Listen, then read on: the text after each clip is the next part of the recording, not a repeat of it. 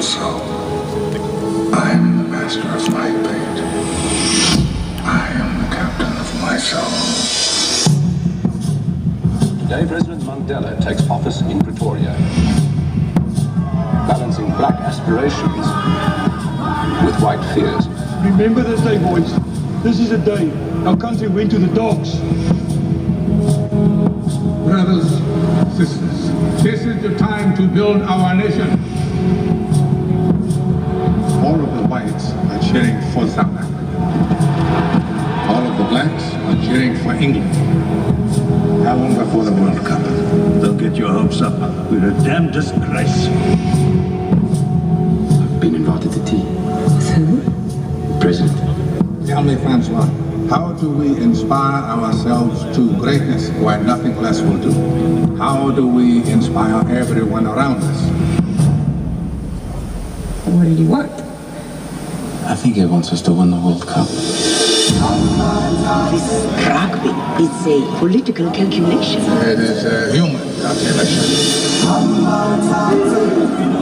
According to the experts, we'll reach the quarterfinals and no favor. According to the experts, you and I should still be in jail.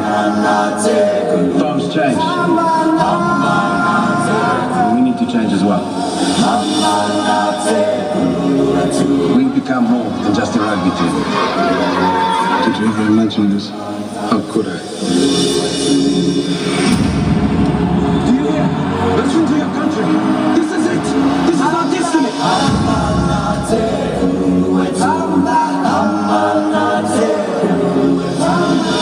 was thinking about how you spent 30 years in a tiny cell and come out ready to forgive the people who put you there.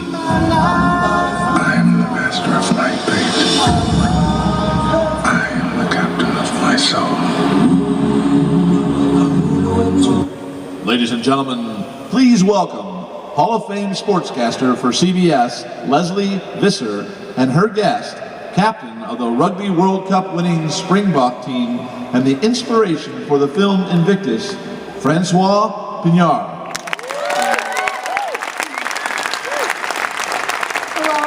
Welcome back after such a great day and afternoon of so much commentary and opinion.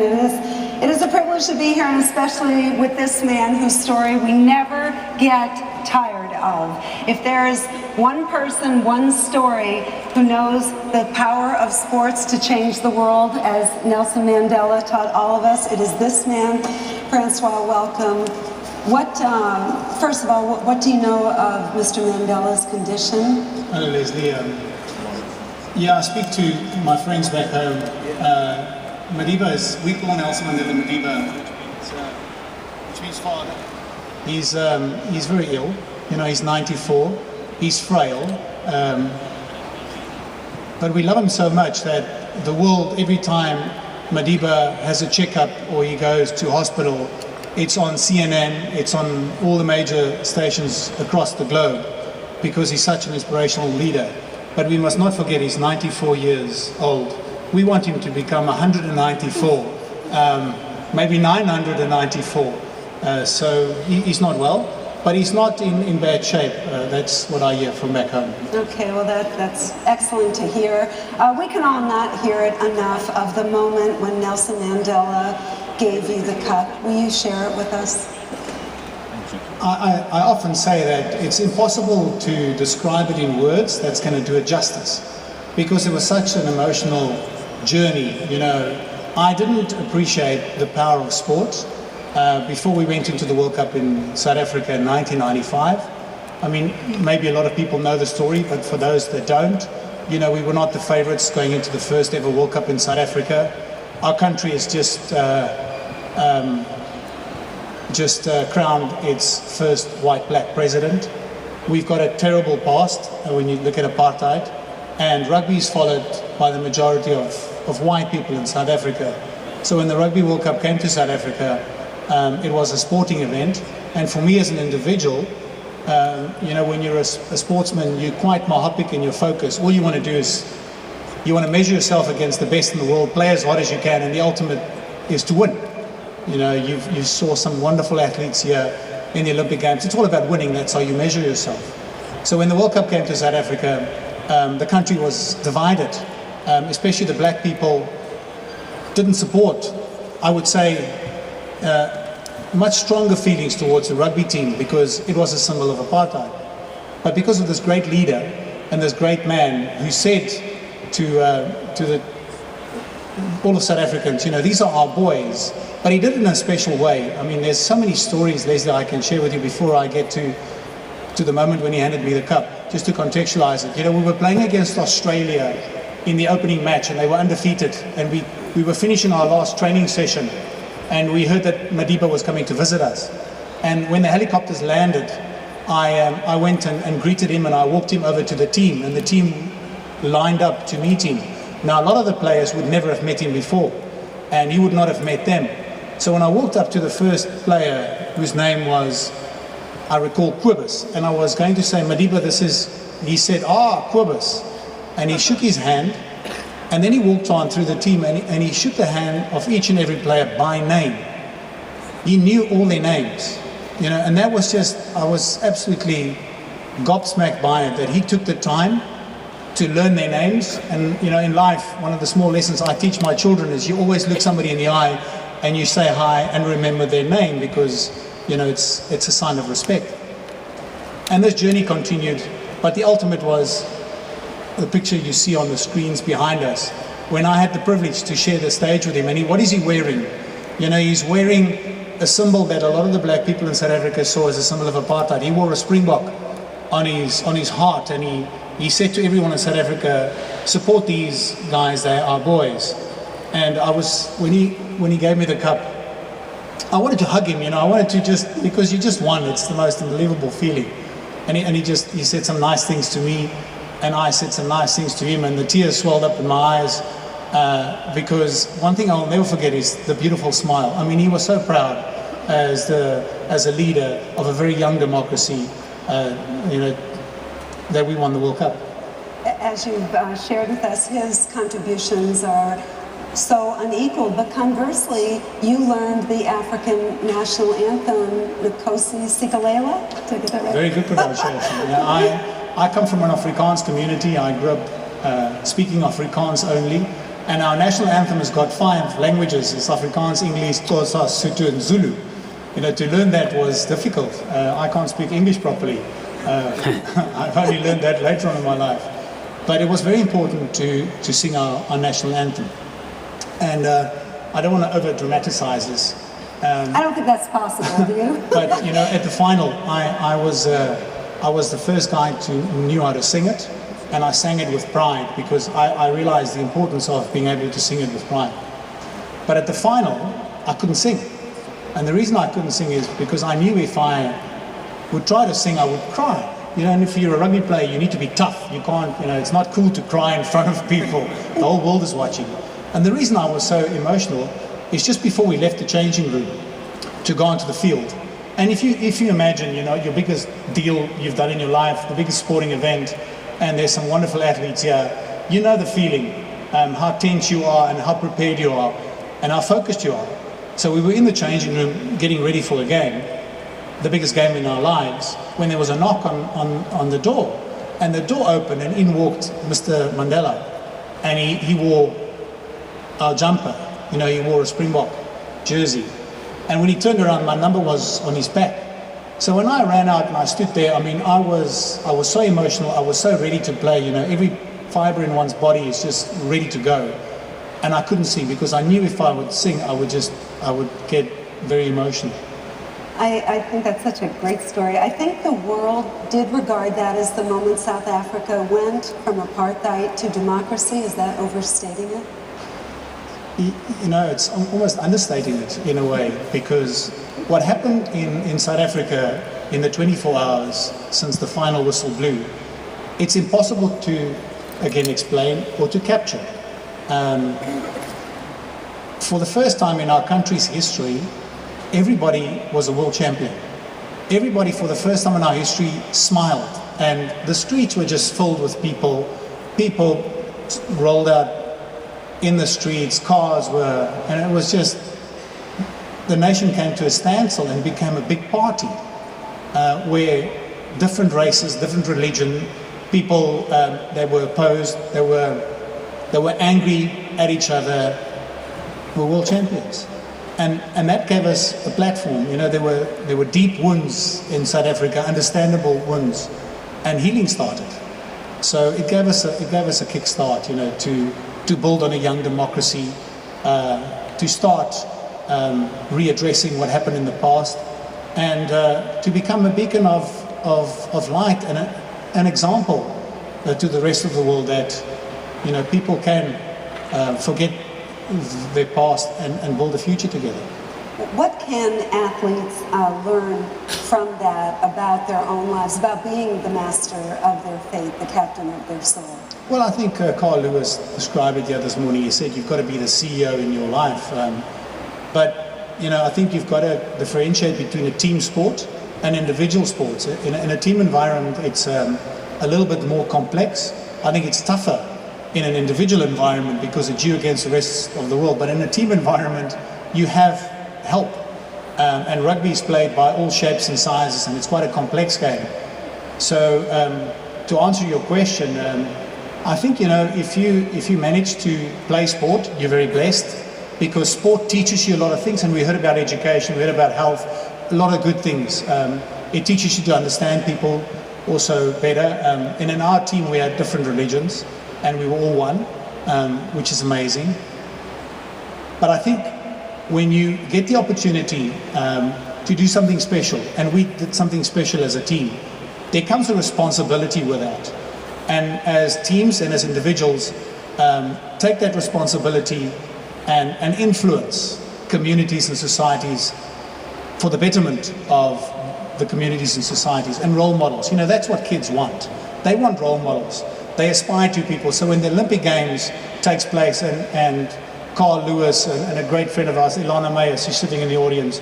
I mean, she did unbelievably well in the Olympic Games, and all the girls in South Africa wanted to be Ilana Meyer, and they started running and training. So that's the power of sport, you know. And if you do it at the highest level, you have a responsibility, and that responsibility is to pay forward, is to give back. This whole forum is about, you know, what can sport do? And I've listened to some wonderful debates and wonderful ideas. But the next step is, do we actually implement that? And if I can come back to one of the greatest leaders the world has ever seen, to Madiba. Yes, he made fantastic speeches, you know, and the speeches are there for everybody to go and see. But the difference to a lot of speeches and speeches that I've heard, he implemented, he activated, you know, it's what is going to be the next step. He filled the chair. He filled the chair. I mean, former President Sarkozy this morning used a wonderful example of the empty chair, sport being the empty chair around the boardroom and in corporate society and so forth. Madiba sat in that chair. You know, he filled the chair himself. And that's going to be, you know, the uniqueness of Doha goals is wonderful ideas. What are we going to do with those ideas? And how will we measure those ideas in years to come? Especially when the biggest sporting circus in the world comes here in not too a distant future as time flies. For societies or countries that are struggling with the distance South Africa came, can you explain, you said you were a blonde son of apartheid, and really what that meant? I think you were sharing with me that the division was absolute between black and white. Yeah, I used to be a blonde son. What I've got left is not a lot. Yeah, when I grew up, to explain to the audience in South Africa, I grew up in an Afrikaans community. I went to an Afrikaans school. I spoke Afrikaans. And what I listened to was the politics of the day. And that's the politics of your mother and your father and their friends and the small community that you live in. So you don't own your brain, really. You know, they own your brain. I wish I owned my own brain as a young kid, because you never ask questions about why do black people not go to the same school as I do? You know, why can't they drive on the same bus and so forth? And that's how you grow up. So you don't own your brain. It's when I went to university then, you know, you think you're smart and you start getting involved in all these debates. When we had intense discussions about Madiba and about politics, and when the trailers started playing, there was the scene in the beginning where the rugby coach says to the players, remember this day, boys, this is the day your country is going to the dogs. And that's how a lot of white South Africans felt. They were scared, they were worried, they were nervous. And when I grew up as a young kid, Mandela was a bad guy. He was a terrorist, that's what I heard. You know, he's a bad guy. This guy, if he comes out of jail, you know, he's going to do the most awful things. So the message growing up and what I've learned is, I wish I owned my brain when I was younger. And that's why I'm delighted that we've got 400 bright youngsters here who own their brain already, is to empower the youth, is to listen to the youth and give the youth an opportunity to prove to us what they can do, to showcase what they can do. You said you mentioned Mr. Mandela in jail, and didn't you go during the tournament to his prison cell? Yeah, I did, and that's when I did cry. It's when, after we beat Australia, you know, they were the favourites. We beat them. It was an amazing feeling in the country, because all of a sudden South Africans started saying, whoa, maybe this team can go all the way. Of course, we believed we could. We then went and visited Robben Island. I've never been to Robben Island, and I was the last player to walk into the cell. And what struck me was how small the cell was. You know, I stuck out my hands and I could touch the walls, and when I grabbed the bars and looked through the bars, all I could see was nothing. It was incredibly emotional, because it then dawned on me the enormity of this leader, Mr. Nelson Mandela, is that he sat in that cell for 17 years. He was in jail for 27 years, but he was in that cell for 17 years. And he came out with forgiveness in his heart. It was very moving.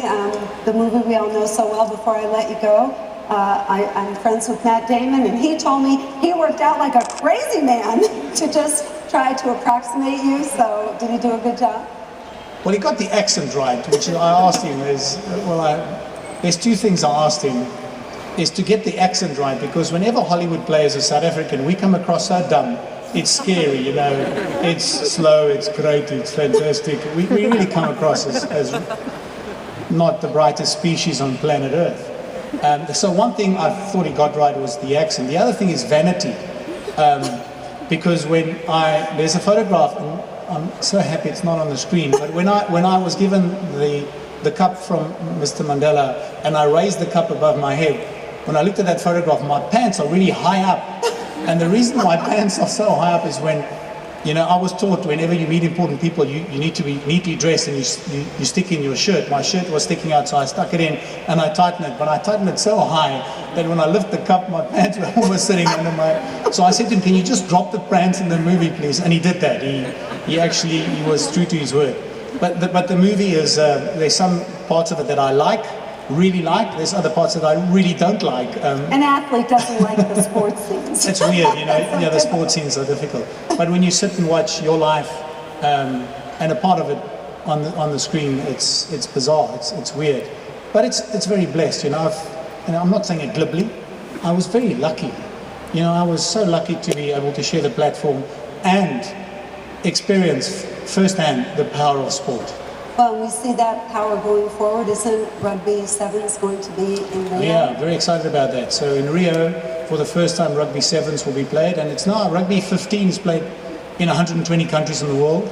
So it's a growing sport, and I think Sevens, because it's not as complex, doesn't have all the rules and stoppages, I think you'll see it starting to grow in powerhouses like in America. You know, if in America and South America, especially if teams start playing the game more, they've got wonderful athletes that are angry and they're skillful and they're quick.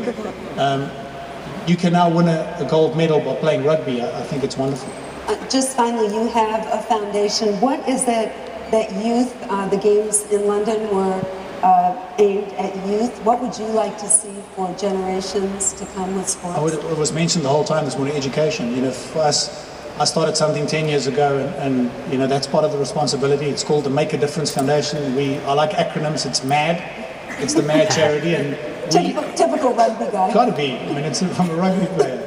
And what we do is we find bright kids that don't have finances, and we put them in the best schools. And we've got wonderful stories. You know, one of our best stories is a child from the townships is studying engineering at Harvard, and but for me, the nicest thing is that he played Othello at Harvard too. So that's a passion, and that's part of the responsibility. And especially for South Africa and Africa, education, education, education, education. You know, if we don't invest in education in South Africa, the next generation of leaders will not have the tools that they should have to keep this story in South Africa that everybody thought is not going to keep on going, that's going to be disrupted, that it's too good to be true, is to keep that story going and growing, and you know, and remain one of the shining examples in Africa.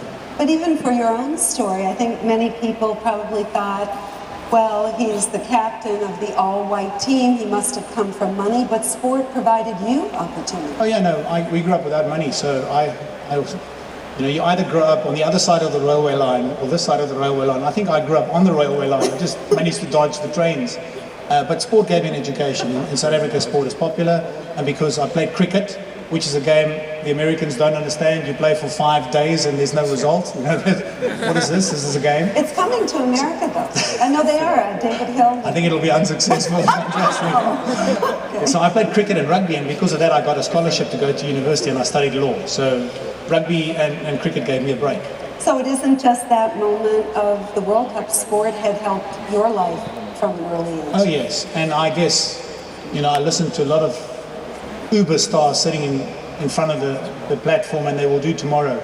Sport gave them that opportunity, and there's a lot of corporations and people here that are exceptional in business, in the business of sport. It's a powerful tool. So, you know, it's changed, I guess, and it's affected the people in the room's lives as it has in, you know, in my story. Well, as you said, here we are in Doha, which was not an expected place to bring the world together, and it is because of the power of sport. Yeah, and the story, the Doha focus is going to be incredible. I've had a glimpse of it for the last 24 hours. There's unbelievable focus, there's resources, and there's this collective urge to make it a special event. And we've also heard, don't compare. But people will compare. You know, that's human race. We will compare. And when people compare the World Cup, the Soccer World Cup, yeah, they'll compare it with other countries. But it'll be unique, it'll be special, and it's going to be a success. It is such a wonderful circus. So, you know, roll on the ears. Well, 95 was so special for everyone. We thank you so much, Francois, for your time.